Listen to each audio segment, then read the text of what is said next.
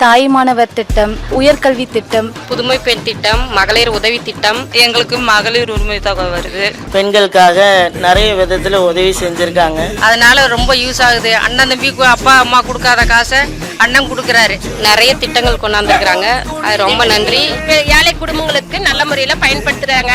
ஐயா அவர்கள் கொடுத்த கோடைக்கால நிதி பெண்களுக்கு நல்ல உதவிகரமாக இருந்தது. இன்னமும் இந்த ஆட்சி தான் தொடரணும். அடுத்த முதல்வரா ஸ்டாலின் தான் வரணும். மீண்டும் இந்த ஆட்சியை தொடரணும். அவர் தான் முதலமைச்சராக வரணும். மீண்டும் முதல்வர் ஸ்டாலின் ஐயா ஆட்சிக்கு வர வேண்டும்.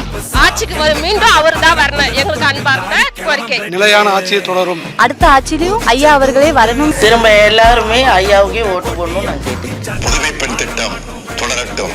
காலை உணவு திட்டம் தொடரட்டும். தோழி விடுதி திட்டம் தொடரட்டும். விடியல் பயண திட்டம் தொடரட்டும். மகளிர் வெல்லட்டும். தமிழ்நாடு வெல்லட்டும். நீங்க தனியா இல்ல, நான் எப்பவும் உங்க கூட உங்கள ஒருத்தரா இருப்பேன்.